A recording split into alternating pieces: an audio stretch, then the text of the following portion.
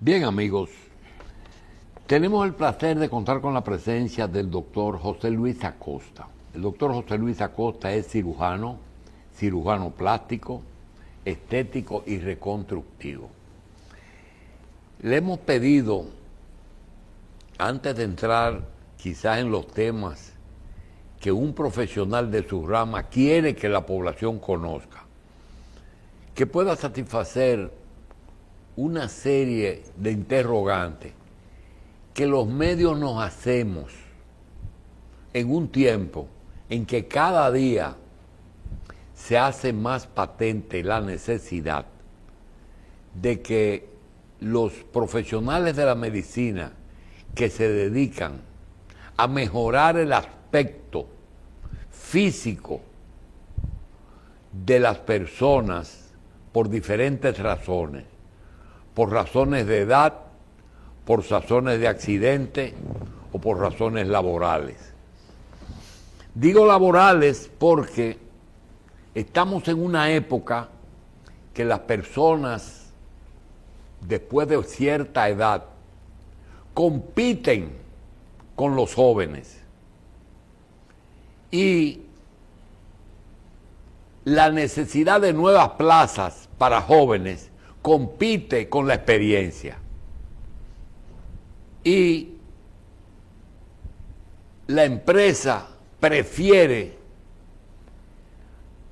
al nuevo y digital aspirante a un cargo que una persona de edad que esté expuesto a muchos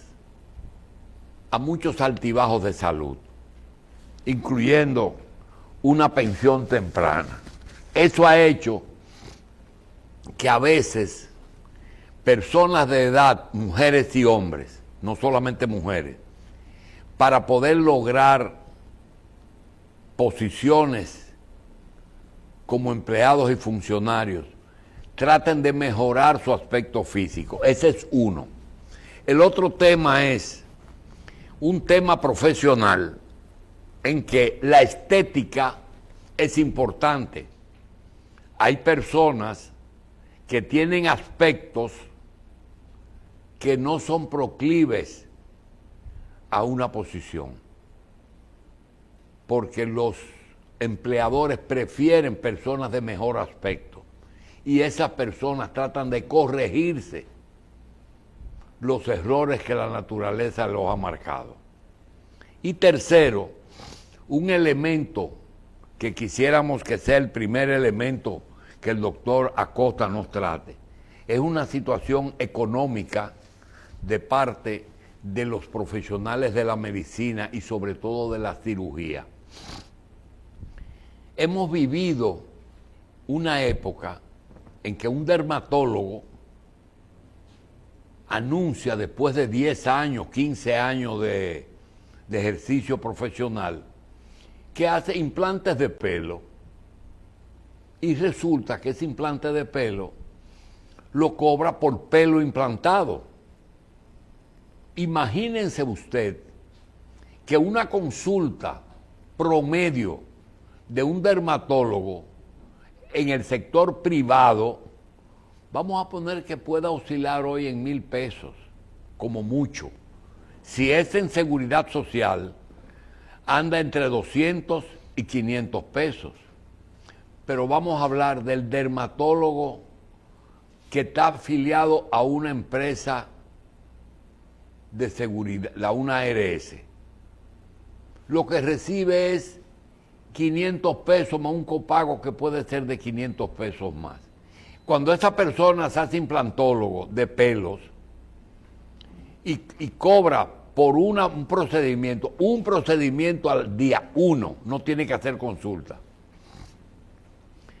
10 o 15 mil pesos, y a veces 20, 30, 40.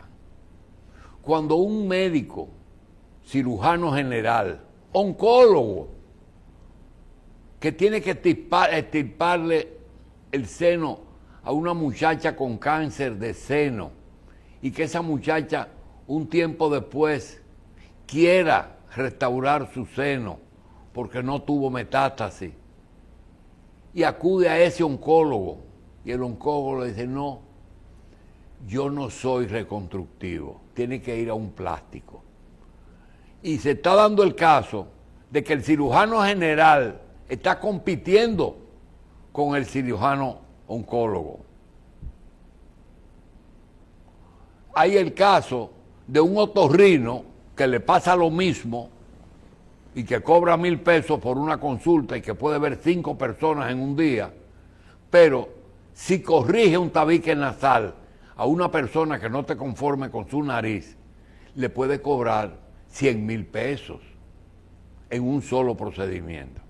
Entonces, esa dinámica de movilidad del médico general al médico intervencionista, que no solamente ocurre en los plásticos, el cardiólogo se hace intervencionista, porque el catéter que coloca en el corazón ya no es lo mismo que una consulta.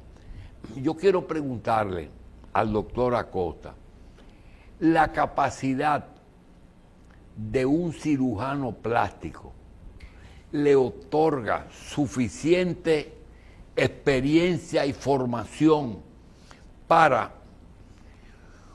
corregir un tabique nasal, poner una prótesis en un seno, hacer una liposucción o poner unas nalgas, el mismo cirujano o deben de ser diferentes cirujanos? Bueno, para explicarle.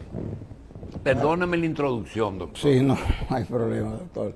Primero quiero agradecer la oportunidad de invitarnos a su programa tan visto y escuchado, que realmente es un toque de queda a nivel nacional.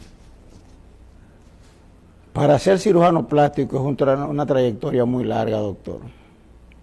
Para llegar a ser cirujano plástico, el médico tiene que primero estudiar una carrera de 7 años en la universidad, 1 año de pasantía, 4 años de especialidad en cirugía general y después 3 años o más adicionales en el campo de la cirugía plástica. Es decir, que un médico que reciba un título universitario a los 24 años, 1 año más de pasantía, 25 o 26 años, 4 años de especialidad en cirugía general, es decir, que a los 30 años es que ese médico todavía no ha producido un peso. En la mayoría de los casos. En las mejores condiciones. Porque a veces es más tarde.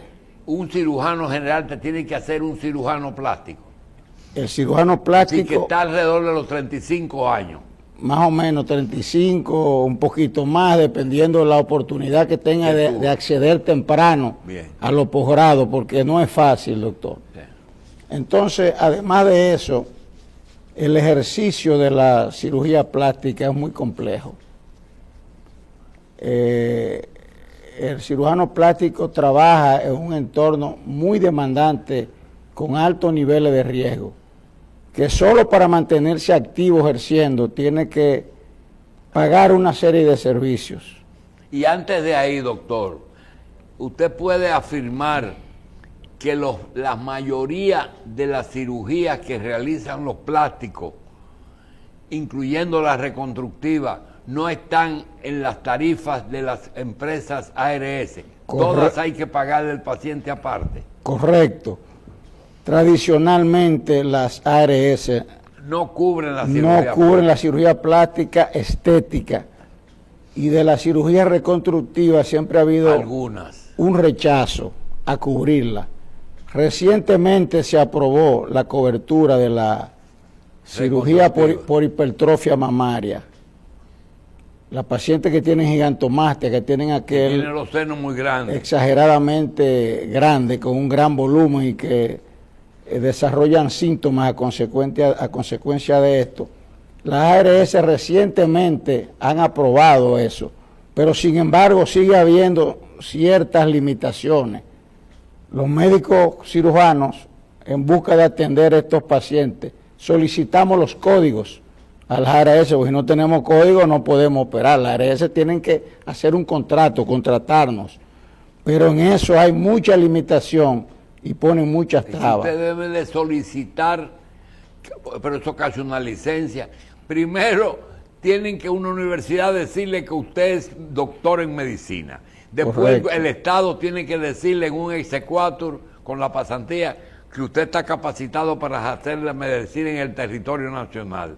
Después, con un posgrado en especialidad, le tiene que decir que usted es cirujano general aprobado. Luego tiene que decir en el lugar donde hace la cirugía plástica que usted es un cirujano plástico calificado. Y después de tener eso, entonces tiene que tener del Departamento de Salud Pública una habilitación. Y después las ARS tienen que aceptarte como prestador de servicio. Como prestador y calificarte. De servicio. Y calificar. Y generalmente niegan esa afiliación. La seleccionan como con lupa. Esa es la realidad. Cuando el paciente le pregunta a su ARS, ¿puedo ir al doctor Acosta? Dice, no, él no es afiliado. Le puede decir eso. Correcto, es lo que pasa en la mayoría de los casos. Es lo que sucede en la realidad. Bien, siga, doctor. Después de esos inconvenientes, hay otro problema que no se dice, pero yo se lo voy a plantear. Doctor, ninguna persona, ninguna mujer sobre todo, que acuda a un cirujano plástico, aunque el cirujano se siente y le explique los riesgos y las ventajas de su cirugía, nunca quedan conformes con los resultados. ¿Por qué? Es un tema complejo. Es así, ¿eh? Sí, es correcto, es correcto. En el caso específico de la cirugía plástica, el cirujano plástico tiene un alto riesgo de demandas y de tener dificultad con la aceptación del resultado, porque hay muchos factores. Primero, teóricamente, el paciente que acude a un cirujano plástico es un paciente aparentemente sano. Y digo aparente porque los protocolos y estudios prequirúrgicos y la discriminación que uno realiza no es 100% segura, porque el médico trabaja bajo una condición que es la incertidumbre biológica. No todos los organismos reaccionan igual ante el trauma. Cada paciente es individual. Incluso la Lex Artis, que es el conjunto de normas y conceptos técnicos y conocimientos científicos que determinan el buen accionar de un médico en un determinado momento. Es decir, es el estándar en el cual un médico competente, prudente y actualizado debe actuar ante un determinado caso clínico. Y los factores, doctor, que inciden en el ejercicio de la cirugía plástica, que no dependen del cirujano y que le ocasionan problemas. Por ejemplo, alta incidencia en demandas por inconformidad. Segundo, altos costos de cirugía por el costo de los implantes, porque cuestan. Y tercero, una situación que es muy común, y es que a veces un cirujano plástico le podría decir a una persona que no califica porque tiene una condición de enfermedad, y a veces van a donde ustedes con análisis falsos. ¿Cómo ustedes se protegen de 2 o 3 casos que han ocurrido de mujeres que vienen con analítica, con electros y con estudios de diagnóstico que están sanas, pero son falsos? ¿Cómo ustedes se cubren de eso? Ante esa situación y con el riesgo de demanda y con el entorno punitivo, más que un entorno de seguridad, que es lo que como el médico ejerce la medicina en este país, por una serie de factores, incluyendo debilidad institucional, el médico ejerce, sobre todo el cirujano plástico, una medicina defensiva. Para esto nosotros tenemos que ser minuciosos, precavidos. Esas cosas. Y los resultados de los análisis tenemos que enviarlo a centros de confianza seguros. Por ejemplo, un paciente que viene de Estados Unidos y me trae análisis desde el exterior nosotros no podemos aceptarlo. No es su caso, doctor, pero el caso de una acusación que viene mucho a los medios, de que a veces hay médicos que tienen un ordenamiento de días de consulta y días de cirugía. Y en los días de cirugía tienen tanta demanda que podrían hacer 3 o 4 cirugías en un día. Y que han optado por 2 cosas. Primero, hacer las juntas. Segundo, tardan, esas cirugías generalmente no se hacen en media hora. Son largas. Las cirugías son largas. Sobre todo las combinadas. Y utilizan la velocidad y fallan en 2 cosas. Dicen que fallan en 2 cosas. Primero, en el posoperatorio. Cuando salen, no tienen el tiempo para darle seguimiento a las primeras horas del posoperatorio. Y segundo, que si es cierto que se han desarrollado ya técnicos quirúrgicos que los auxilian a ustedes, en que un cirujano puede colocar en 2 salas de cirugía 2 pacientes, y hay personas, no médicos, pero sí con experiencia de años, que trabajan muy bien bajo responsabilidad del propio cirujano. Tan pronto el paciente está durmiendo, entra el técnico y realiza la cirugía. ¿Eso es una versión falsa, es poco común o es verdadera? Mira, yo no pudiera tocarle ese tema con la precisión que quizá usted desea, porque yo me baso en mi práctica y en el entorno donde yo ejerzo. Y en ese sentido, nosotros cumplimos con la Lex Artis. ¿Y cómo debe de ser, doctor? El manejo correcto de un cirujano plástico es que debe evaluar al paciente. ¿Cómo llega esa paciente al cirujano? ¿Es referida? Generalmente llega ¿Otra paciente o un médico? El famoso boca a boca. Una Sí. paciente que ya te operó, que quedó conforme con los resultados, pues se la recomienda. Cuando esa paciente, antes de realizarle el examen físico y el examen, el interrogatorio, el antecedente familiar, ustedes le preguntan a esa persona, ¿por qué tú quieres hacerte cirugía plástica? Por supuesto, uno de los puntos esenciales en la evaluación preoperatoria es evaluar el perfil psicológico. Determinar. ¿Y cuáles son las más comunes respuestas, doctor? Hay múltiples. A veces... ¿Hay algunas que te dicen para sentirme bien? Hay algunas que te dicen porque no me gustan mis senos. Correcto. Hay algunas que te dicen porque yo quiero buscarme una pareja nueva y quiero ponerme bien. Esa es una respuesta común. Sin embargo, nosotros evaluamos el perfil psicológico y determinamos si las expectativas de esa paciente son realistas.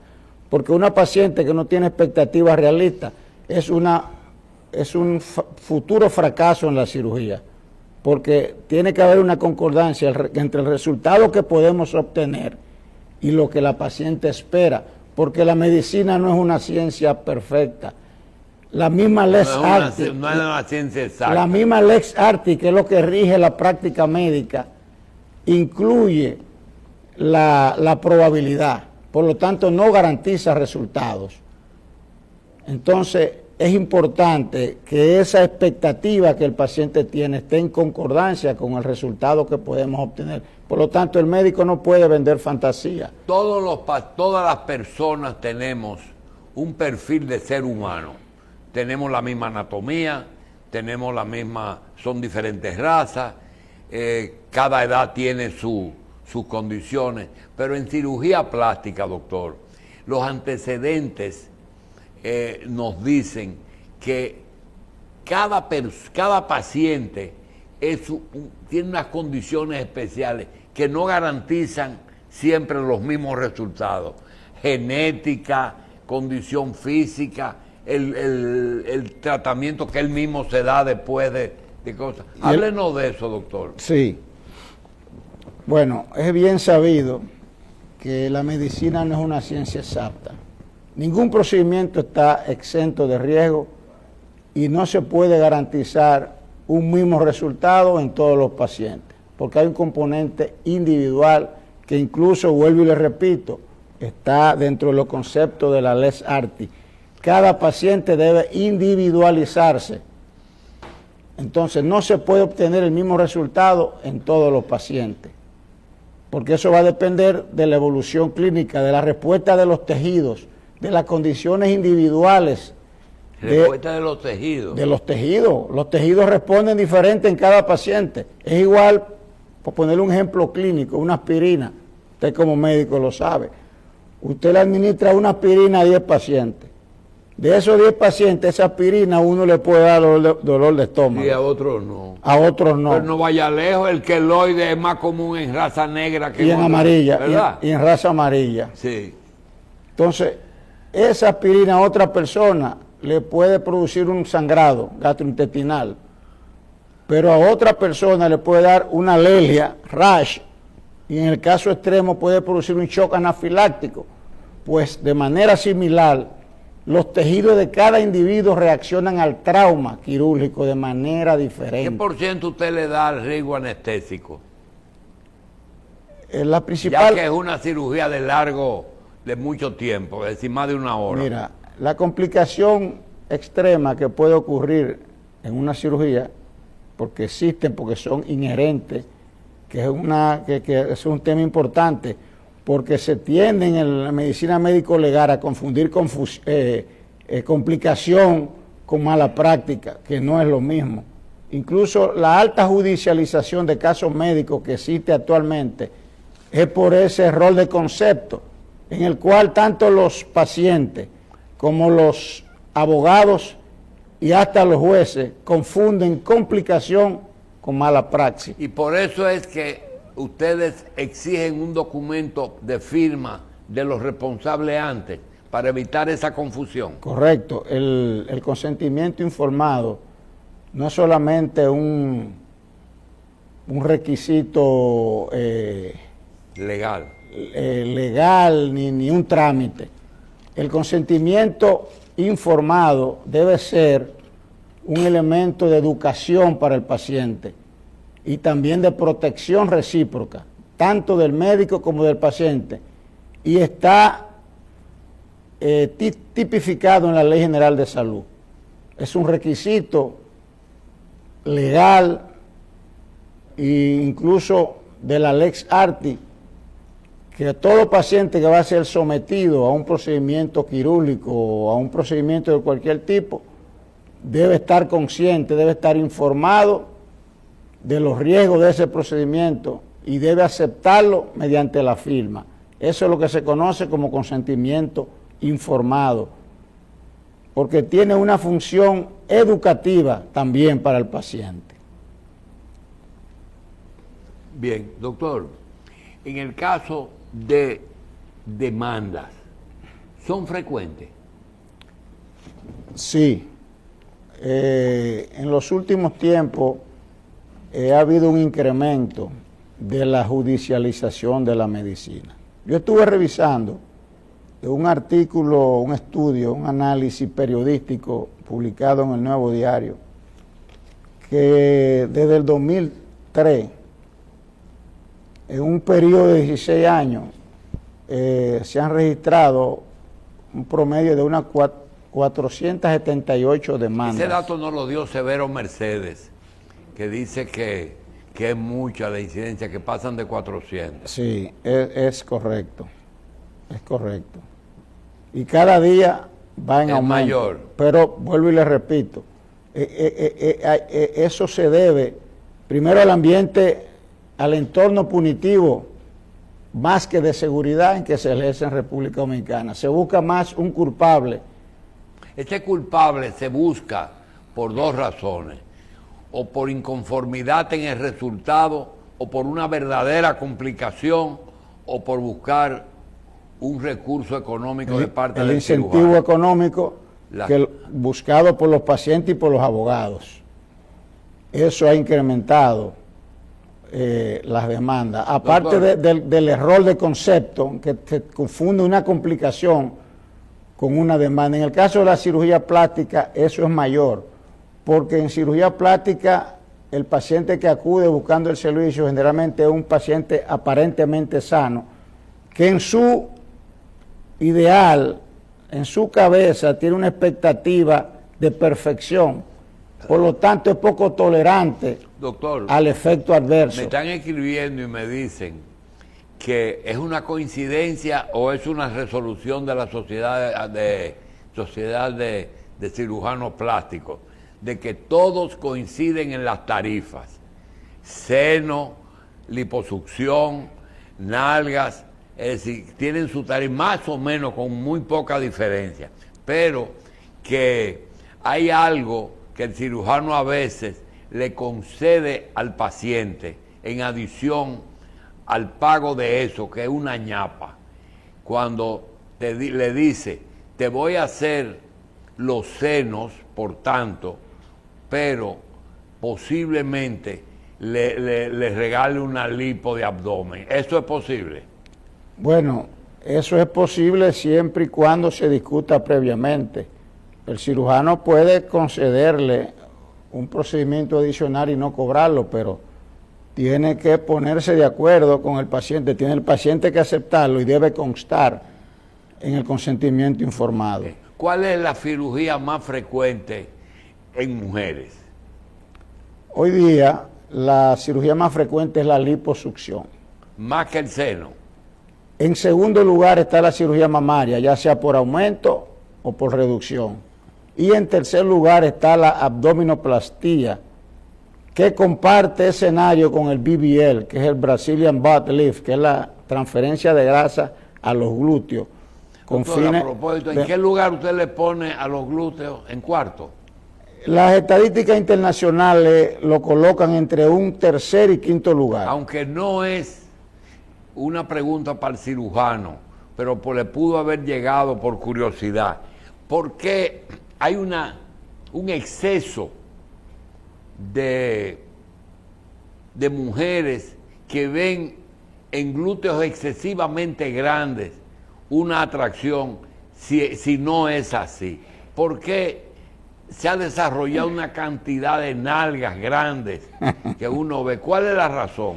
Bueno, la razón es que las redes sociales juegan un papel fundamental, porque en cirugía plástica influyen mucho las tendencias. Porque teníamos que en la juventud, hace muchos años, cuando no existía la especialidad, las mujeres africanas que tenían grandes glúteos eran algunos admirados y algunos rechazados, pero ahora veo que ya casi es una costumbre. Sí, es decir, pensar que en vez de una mujer que dice, caramba, no tengo nalga, me voy a poner algo, no, ahora se ponen muchas. Realmente, ¿con qué se rellena? ¿Con grasa o con algún material sintético? Se utilizan muchos métodos, pero los métodos aceptados y que son seguros en medicina son dos. La colocación de implantes de gel cohesivo de silicona, que son implantes parecidos a los que se colocan en las mamas, o la transferencia de grasa propia. ¿Y hay suficiente grasa propia para eso? Eso va a depender del índice de masa corporal del paciente. Hay pacientes que usted le puede realizar una liposucción y extraerle hasta 5 litros de grasa, 3 litros. Eso es suficiente para aumentar los realmente en los procedimientos de mamas, si cuando se trabaja en el pezón se pierde la sensibilidad. Puede ocurrir. Pero no necesariamente. No necesariamente. Incluso se dan varios escenarios. Una cirugía de reducción mamaria o levantamiento, o una cirugía mamaria hasta de implante, pueden ocurrir 3 escenarios con el tema de la sensibilidad. Puede perderse o disminuirse, eso puede ocurrir de manera transitoria y luego se recupera por lesiones nerviosas que luego se recuperan. Puede perderse la sensibilidad si inadvertidamente por una variación anatómica se lesiona el nervio que causa eso. Puede perderse, doctor, en los dos usos que se le da a la mama en los seres humanos. Uno es un complemento del placer sexual y el otro es una alimentación de criaturas. La lactancia. Las dos cosas con la cirugía se eliminan. Por ejemplo, una madre que quiera hacerse un implante y mantener sus glándulas y darle leche a sus hijos? Generalmente puede lactar sin problema, pero me faltó decirle algo. La sensibilidad no siempre se disminuye y se pierde, a veces aumenta. A veces. Sí, yo he tenido casos de pacientes que se hacen más sensibles después de la cirugía. Pero no tiene sentido porque la inervación se pierde. Eso es un fenómeno que yo no lo sé explicar del todo, pero ocurre. A veces aumenta la sensibilidad. La liposucción es simplemente la extracción de grasa de la cintura mal distribuida. Bueno, no de la cintura. La liposucción es la extracción de grasa mediante cánulas y aparatos de succión o hasta jeringa que permite extraer grasa que están localizadas en sitios no deseados, con el fin de moldear la figura y mejorar el contorno, porque lo que define la estética es la proporcionalidad del contorno. Félix de Sena se tiene que ir y quiere saber cuáles son las principales casos de hombres que van al cirujano plástico. Mira, en sentido general, no existe una estadística así precisa, pero se calcula que por cada 99 mujeres se opera un hombre.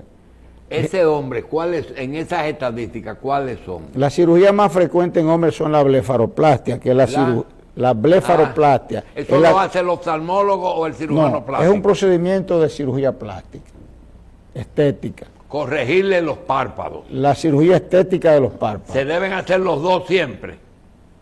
Generalmente se deben hacer los cuatro, los dos superiores y los dos inferiores, pero esa no es la única. Los hombres se hacen el lifting facial, que es la cirugía de rejuvenecimiento. Se terican la cara. Correcto, es muy frecuente en los hombres, al igual que la rinoplastia o la cirugía de nariz, pero ya en hombres más jóvenes. ¿Y la mastectomía? En los casos de ginecomastia. Cuando tienen ginecomastia, sí, ¿lo hacen? Sí, correcto, correcto. Y la liposucción. Lo hacen. Sí, también. Incluso abdominoplastía en aquellos pacientes que han tenido cirugía bariátrica, que han tenido una pérdida masiva de peso y entonces hay un excedente de piel, un síndrome de hiperflacidez donde la piel le cuelga, incluso se le dificulta. Exacto, hasta el aseo. Cuando esa persona pierde peso, que tiene entonces la faldita, que la piel cuelga, ¿eso es el cirujano plástico? Correcto, esa es una cirugía de cirugía plástica. Que eso es muy común en hombres. Es muy común hoy día, es muy común en hombres. ¿El cirujano plástico debe ser especialista en determinada cirugía o está preparado para todo? En realidad, en nuestra formación profesional básica, nosotros nos formamos en todos los aspectos. Sin embargo, dentro de la cirugía plástica existen áreas de subespecialización. Uno abarca todo, se forma en todo, pero hay áreas de especialización específica. Por ejemplo, la cirugía de mano requiere un entrenamiento más profundo para poder hacer un implante de mano. Bien. En el caso de la cirugía maxilofacial, que también es parte de la cirugía plástica, se requiere un entrenamiento especial. Y así, por el estilo, un cirujano plástico pudiera dedicarse a un campo específico. ¿Hay alguna cirugía plástica que ustedes se hacen acompañar de otro cirujano general? Plástico. ¿Perdón? De otro cirujano plástico. De otro correcto. plástico. Lo ideal. ¿En qué caso? Lo ideal es que el ayudante sea otro cirujano plástico. En ya. la medida de lo posible lo cumplimos. Los técnicos no me dijeron si existen o no. Bueno, en el caso particular, nosotros nos hacemos acompañar de o médico general, o cirujano general, o otro cirujano plástico. Puedo hablarle por mi experiencia. Es una pregunta que hago yo. Sí. ¿Por qué es tan poco común, por decir que no existe, cirugía plástica, aunque reconstructiva sí, en orejas y en las piernas, no en el muslo, en las piernas, que generalmente uno piensa que son lugares de donde la estética, en un país donde tener bonitas piernas es importante? ¿Qué pasa en esos músculos y en esos ligamentos que no es común, igual que en las orejas. ¿Puede repetirme? Es poco común la cirugía en las batatas de la... Ok. Usted se refiere a la pantorrilla. Exacto. Sí, sí. La pantorrilla es una zona delicada por el riesgo de complicaciones que pueden comprometer la circulación venosa y pueden tener... Sin embargo, existen cirugías, por ejemplo, la colocación de implantes, para implantes de silicona, igual que lo de la mama, diseñado... ¿Se hacen implantes de silicona en la pantorrilla? Sí, correcto, correcto. ¿Y en las orejas qué se puede hacer? Bueno, en las orejas hay cirugía reconstructiva para mejorar la forma. Por ejemplo, las orejas en asa, que son aquellas, una deformidad, por decirlo así, congénita, en la cual las orejas tienden a separarse mucho del cráneo y a veces se pierde la definición del hélix. Y no es que no hay mucho material para trabajar en las orejas. Que no hay material, no, sí, porque las orejas no tienen mucho de dónde... Sí, sí, se puede reconstruir con su propio tejido y queda perfecto, con un resultado totalmente aceptable y estéticamente bueno. Termino con esto, doctor. Trasplante de piel, ¿es común? Es el injerto de piel. Sí es común, sobre todo en cirugía reconstructiva. Es un método por excelencia en los pacientes quemados. Los pacientes quemados pierden extensiones importantes de piel por la quemadura. Y es el más común en reconstructiva, el quemado, ¿verdad? Sí, sí, sí. Y amerita, en la mayoría de los casos, dependiendo de la profundidad de la quemadura, del injerto de piel, que se extrae piel de otra zona y se coloca. ¿Cuáles son las zonas donde mejor se puede extraer piel? Espalda, glúteo y muslo. En un paciente gran quemado se extrae de donde haya. Sin embargo, las primeras opciones son los glúteos, porque se disimula un poco, queda oculta, y en los muslos. Y queda mucha cicatriz. Siempre. ¿De dónde se sacan? Siempre queda una cicatriz. No queda de manera natural y normal. Y obviamente la calidad de esa cicatriz va a depender de la profundidad del injerto, porque los injertos se pueden tomar de espesor parcial fino, mediano o grueso.